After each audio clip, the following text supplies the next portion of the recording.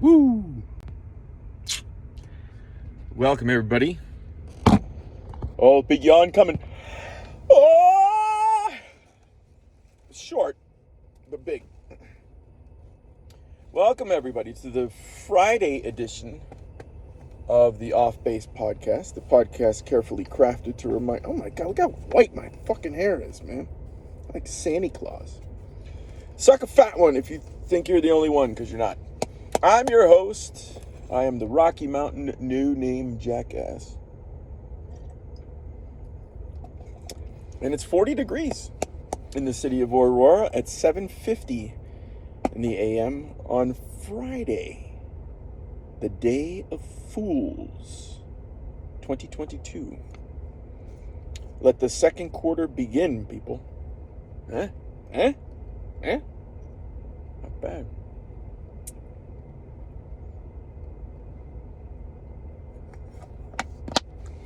The jaw is in.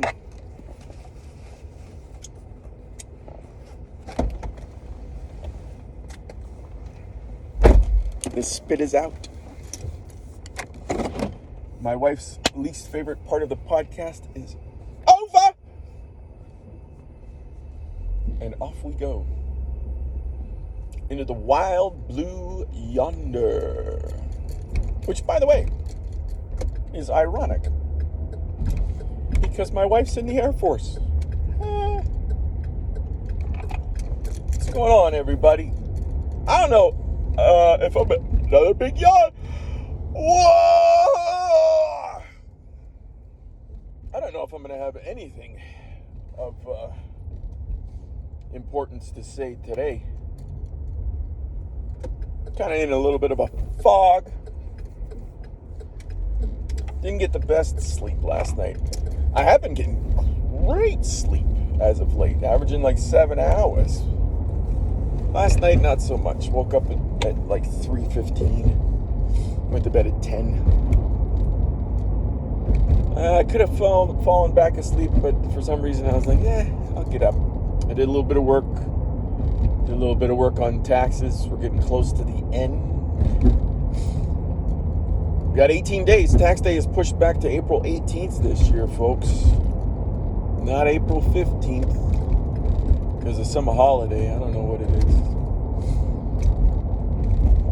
But yeah, just kind of in a little bit of a fog. I don't know if I'm going to have any coherent thoughts that are going to run through the old noggin there.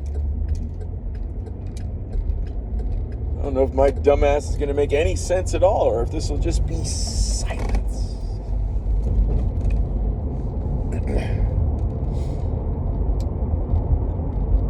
I'm thinking of a quote. It's from a movie about the 2008 financial crisis.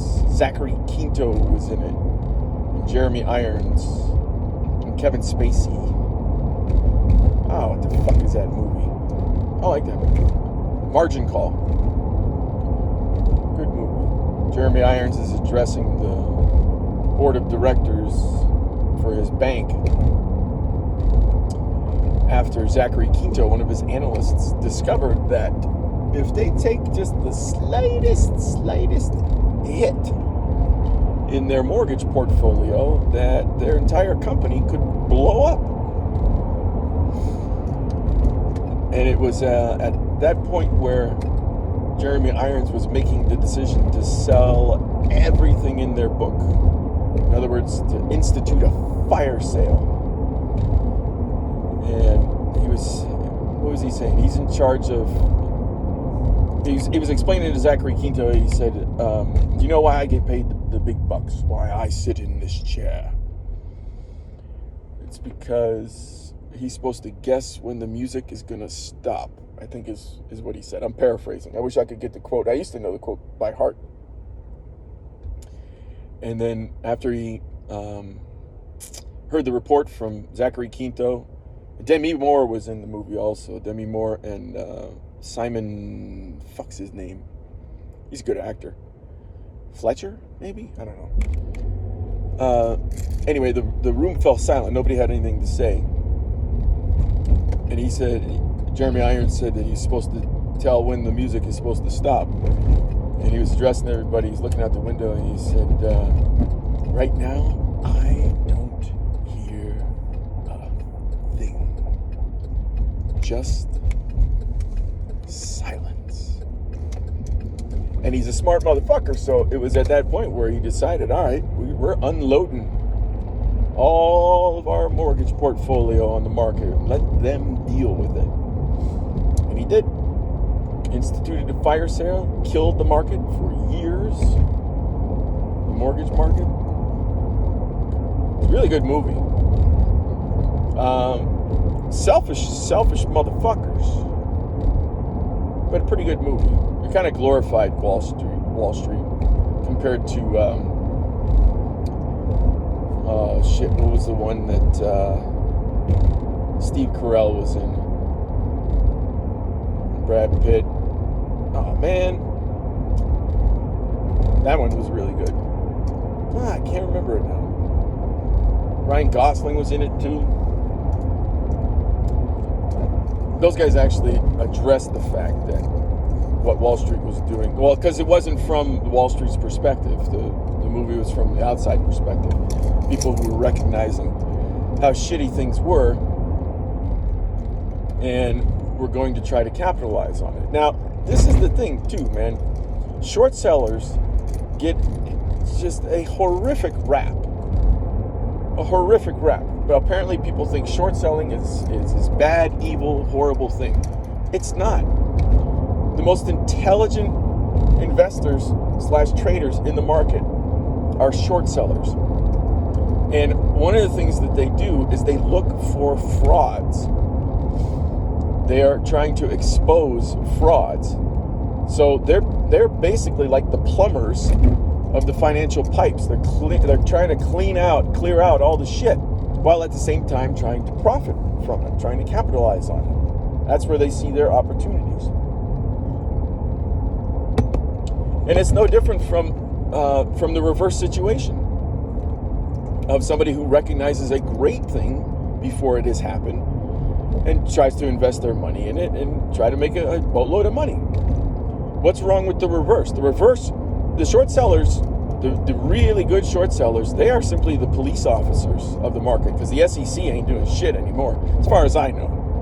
You know, I'm no fucking expert, not even close. I'm just some no-name jackass. But, after the 2008 financial crisis, when only one person went to jail, it was some dude, I think, from HSBC. It's kind of ridiculous. The fact that short selling exists in the market is the internal police force at work. So don't be shitting on short sellers out there, everybody. They actually serve a very, very healthy purpose in the marketplace. I don't even know how the fuck I got on that topic. That was a nice stream of consciousness. Something reminded me of Jeremy Irons saying the word silence from Margin Call, and it got me going down that particular pathway. I don't know. We shall see. Well, with all that being said, after getting my incoherent ramblings on short selling, stepson and I hit the gym last night, and we did good. I did good. I think he can still be pushing much, much farther than he is right now, and at some point he will. It may not be with me. Who was I listening to? There was a podcast the other day that somebody was talking about storytelling.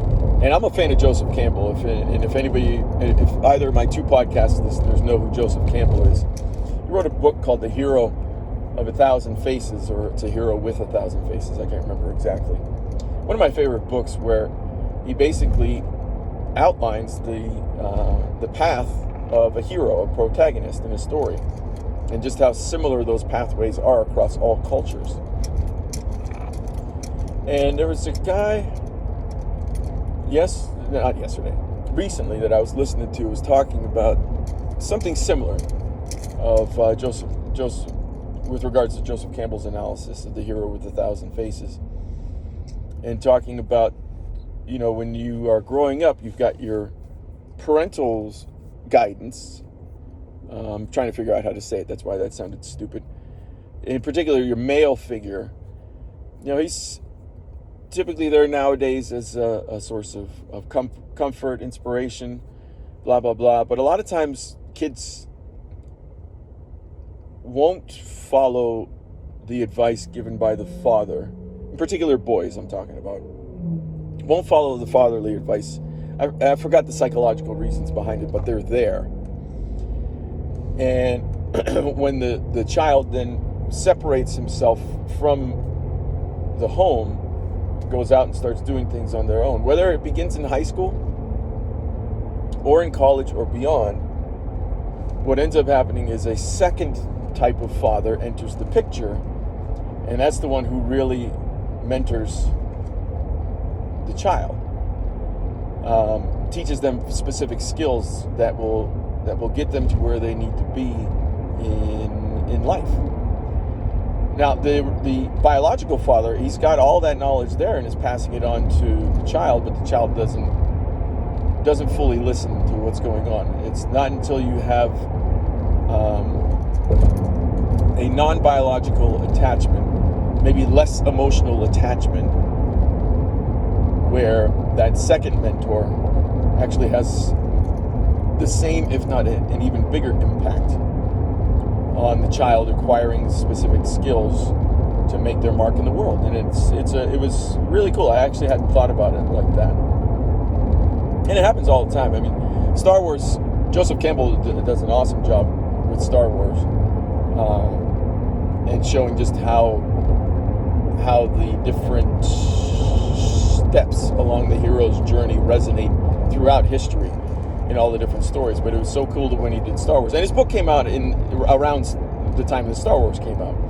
And the reason why it's so cool is that he was analyzing, this space mission, and showing just how similar it is to all of the hero journeys here on Earth that came before it. It's no different. Now, Campbell didn't get a chance to analyze the Matrix, but it's very, very similar. So Luke Skywalker obviously never met his father. He's raised by his uncle, so there's I guess what we'll call his quote-unquote biological father, but it's not until he meets Obi-Wan Kenobi that he learns his skills in the Force and starts to develop those. And obviously Yoda's the one who brings it all together for him. But it was Obi-Wan who started him down the path. Same thing in the Matrix. Neo, we're not introduced to his parents at all. That's kind of irrelevant.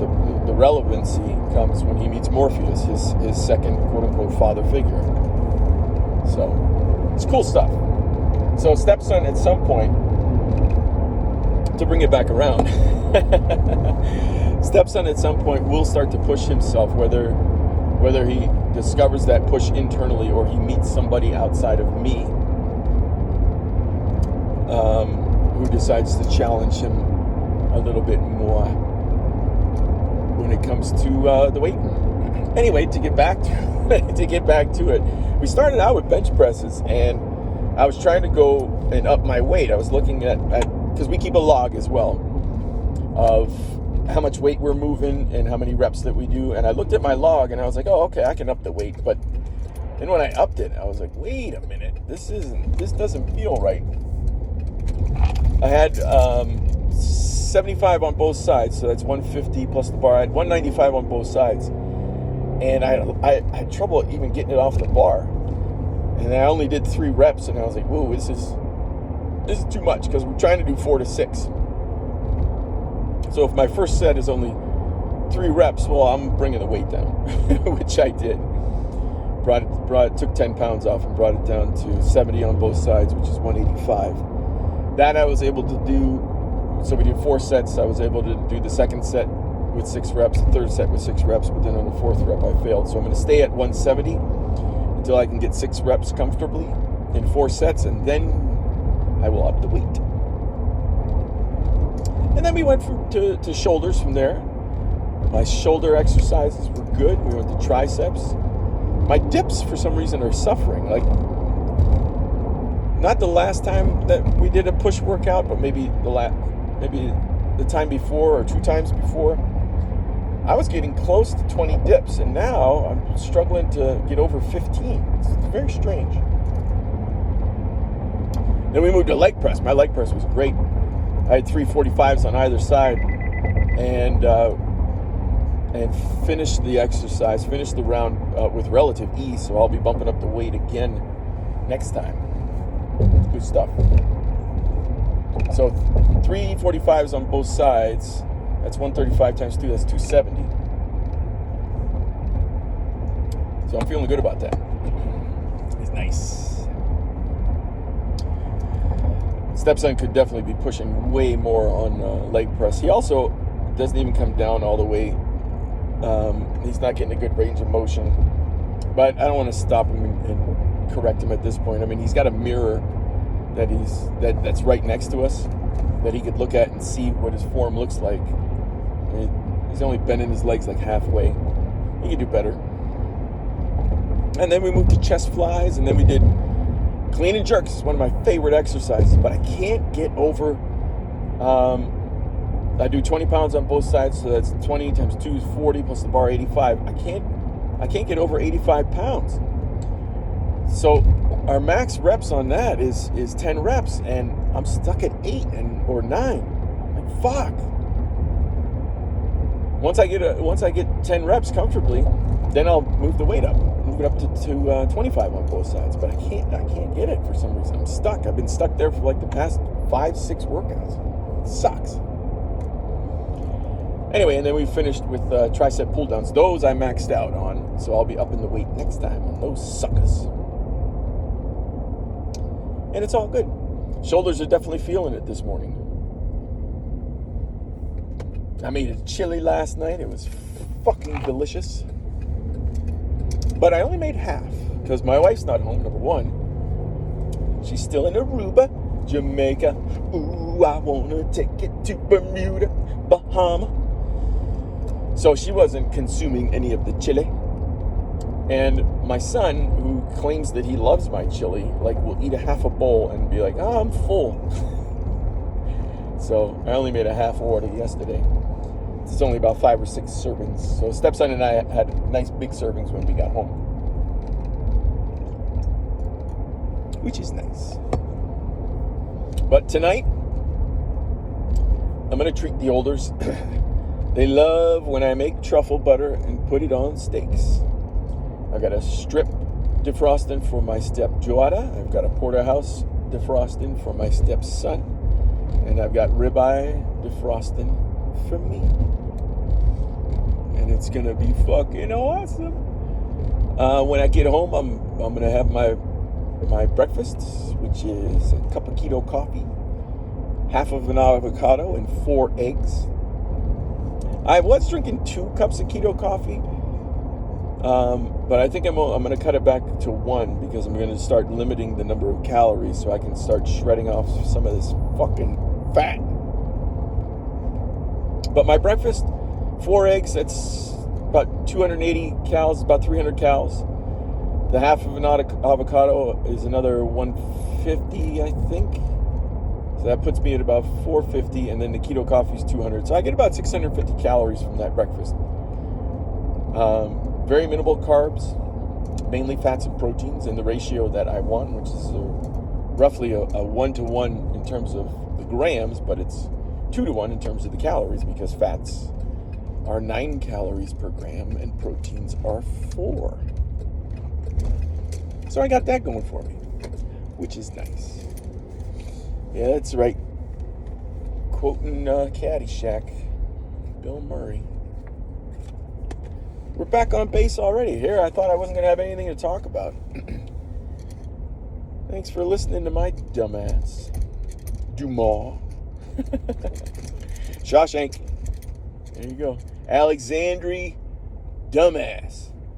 Dumbass. Dumbass. Dumas. You know what that's about? It's about a prison break. You'd like it. Whoa. We ought to file that under educational too, oughtn't we? Fucking Morgan Freeman, man. Kicked the shit out of that role. That's the role that made his voice famous. Did that narration for it. What a fucking phenomenal movie. I never saw that ending coming. Never. Fucking loved it.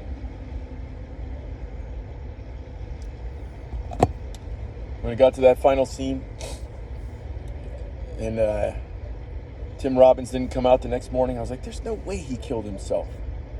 He's too smart. He's too motivated. And, of course, Rita Hayworth, baby. Well, at the time, it was lovely Raquel. Getting scanned. Here we go. How you doing? Morning, morning. Thank you. You have a good one, all You right? too, bro. We're all right. We're all right. Finishing out the week here on a Friday. Back on the base.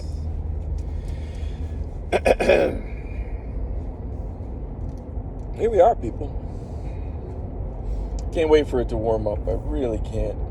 And I've also been thinking about the summertime. You know, we got here in July of last year. Late July, I think. I think it was late July, I think. And the kids started school, you know, like in the middle of August. So I didn't really get to experience a summer with them at home. And when the summer hits, I'm not going to have to get up at 5 in the morning anymore to take them to school. Although, I might get up at 5 in the morning to go and use the gymnasium, which opens at 5:30, then come back, start work at 7. I think I'm going to do that. Just to be able to get up in the morning, walk over to the gym, get the body moving, legs moving, work out, walk back, and burn off a good 500 calories before the day even begins. I think I'm going to do that. But we'll see when it happens. There was a point there. I was downtown Denver, looking good with the mountains in the background. There was a point in my life where I enjoyed getting up in the morning to work out, but now I'm like, ugh. I do prefer the afternoon/evening workout. That is my preference. But, you know, if I could, if I do start to work out in the mornings in the summertime, I'll develop that habit, that discipline, and then the fall is going to roll around, and I got to take the kids to school again every morning, and then I'm going to lose it because I'll be getting up at 5 to go take the kids instead of getting up at 5 to go work out. Unless stepson has his license and he's driving everybody to school a couple days a week. That actually might work out. Oh, shit, motherfuckers. All right. Here we are, making the turn down, going back to the crib, going back to work. See, you know, I started this thing out. I didn't think I was going to have anything to say. I thought it was going to be short. I kind of wanted, internally, I didn't say it at the time, but I kind of wanted to not have it go so long. Now, I don't want to shut up, but I have to. And that's usually the time that I should. Have a great Friday, great weekend, everybody. I'll smell you on Monday.